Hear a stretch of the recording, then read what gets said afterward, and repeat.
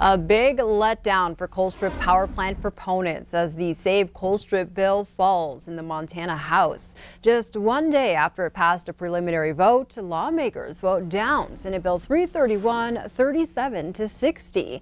On Tuesday, 25 representatives who had supported the bill earlier this week voted no. The bill originally guaranteed Northwestern could charge customers up to $75 million over 10 years for new expenditures at the Colstrip plant. But that portion was amended to give the State Public Service Commission more oversight. Bill proponents, Republican Senator Dwayne Ankeny of Colstrip, says he feels the bill was rejected for political reasons, not on its merits. But he says he's still working to keep parts of the bill alive by working them into another bill. You know, there's nothing to say that this can't be done other ways. But I think that one way or the other, we're going to try to keep those megawatts in the hands of a regulated utility in order to keep it available to Montanans when they need them. We still need the megawatts. We don't have enough when the demand is there. The Northern Plains Resource Council is celebrating the fall of the bill, saying the bill was crafted to remove public oversight and subsidize Northwestern Energy by shifting the company's costs and burdens onto Montana families, small businesses, and other electricity consumers. Ankeny told us he's hopeful parts of the bill could still move forward by as early as this Thursday.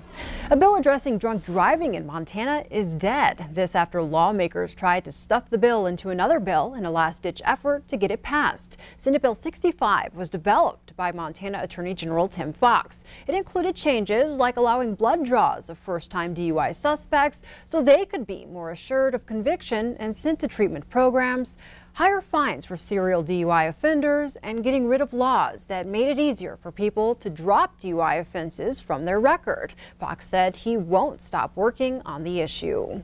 A bill signed by Governor Steve Bullock continues the work of Montana's Sexual Assault Task Force. Attorney General Tim Fox tweeted out this photo of Bullock signing Senate Bill 52. Fox launched the task force in 2015 after the U.S. Department of Justice harshly criticized the way Montana was handling sexual assault. Also at that time, agencies across the nation saw a growing concern over unsubmitted rape kits. This bill will add tracking to rape kits, require law enforcement to retrieve the kit from a medical facility within 5 days of evidence collection, and submit the kit to a crime lab for testing within 30 days.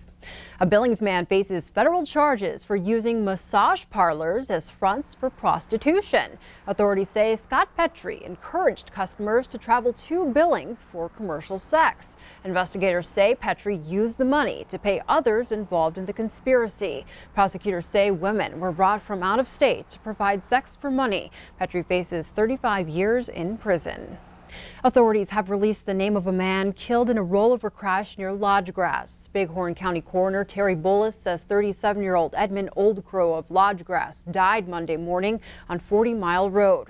The Montana Highway Patrol says as the vehicle left the right side of the road, the driver overcorrected and the vehicle rolled. This photo was taken by a responding trooper.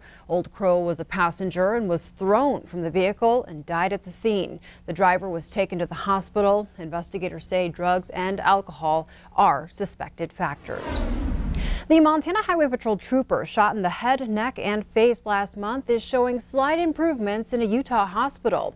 A press release states Trooper Wade Palmer shows indications he recognizes certain people and things. However, all of his interactions remain nonverbal.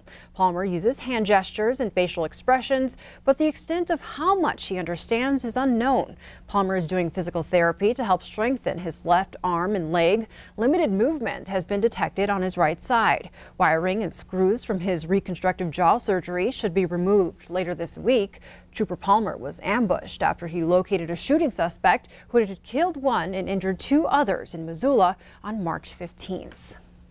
Billings School District 2 high school students took to the streets to voice their need for a mill levy. They rallied on the Yellowstone County Courthouse lawn Tuesday afternoon. The $971,000 levy would allow the district to purchase new textbooks, instructional materials, and fund 4 additional career counselors to help students develop career pathways. With some textbooks dating back to 2003, students and teachers shared stories about the dated classroom materials. It's so weird. It's like my government book says our most recent recent president was George Bush. I was talking with one of the teachers earlier today when I was collecting a few to bring here, and she was saying a bunch of her students have to constantly Google stuff. They had to look up when Rosa Parks died, since that wasn't in the textbook. She died in 2005, so that tells you how old a bunch of these are. Important for us to be able, when we want to move on, when we want to go to college or into work, that we have we're prepared with information that will be able to compete with other students in the state of Montana, in the United States. Up next, a day of action is being organized for Saturday, April 27th by the Forward Montana Foundation. From the campaign trail, Montana's congressman says he's seriously considering a run for governor in 2020. Reagan Forte was a guest on Missoula's Montana this morning and gave the first public indication that he may run. So it's a great honor to serve Montana. We love this state. We've raised our family here. On that particular question, I've been talking to people all over the state. I've been getting a lot of encouragement to run for governor. I have not made a final decision, but I'm seriously considering it. Many within the political circle have speculated that Gianforte would run for governor. If he does, he would join a crowd of 3 other Republican candidates: Attorney General Tim Fox, Secretary of State Corey Stapleton, and Montana Senator Al Olszewski. Officials in Yellowstone National Park say a golden eagle has died due to lead poisoning. The eagle was the first one of its kind in the park to be outfitted with a GPS tracker. Park officials say the raptor had flown out of the park and ate the remains of an animal that was killed by a hunter using lead bullets. Birds of prey like golden eagles normally hunt live prey during warmer parts of the year, but conservationists say they will eat dead animals that may have been killed by hunters during the winter and fall. We do all the blood testing here at the center with every eagle we bring in, and 99% of the eagles that we bring in have lead in their system. The lead is introduced into the environment with hunting products and fishing products.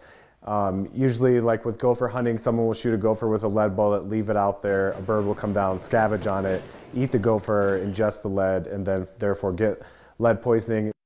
Jordan says lead tricks the body into thinking it's getting the calcium and iron it needs to survive when it actually isn't. The raptors are commonly treated with twice-a-day injections to draw the lead out of the system.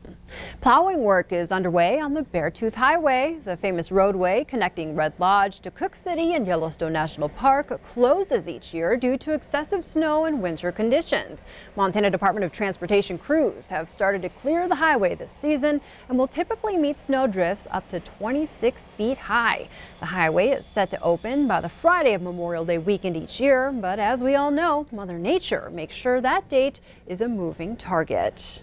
Well, the countdown to egg hunts is on, and this year perhaps you need a visit from the local Easter bunnies. Billings High School student Madison Martinez is the owner of Egg My Yard, a service that hides plastic Easter eggs filled with candy in the yards of busy parents. She started the business with a friend last year after being inspired by her parents and her involvement with Business Professionals of America in school. Unfortunately, Madison's business partner can't take part this year due to other commitments, but she's still decided to keep it going this year. Egg My Yard has gotten so popular that Madison has hired on some extra bunnies. So last year I think we had about 38 houses. This year we're doing 150 and we're still accepting orders, so that's been a little bit crazy. The Billings community has been awesome to work with.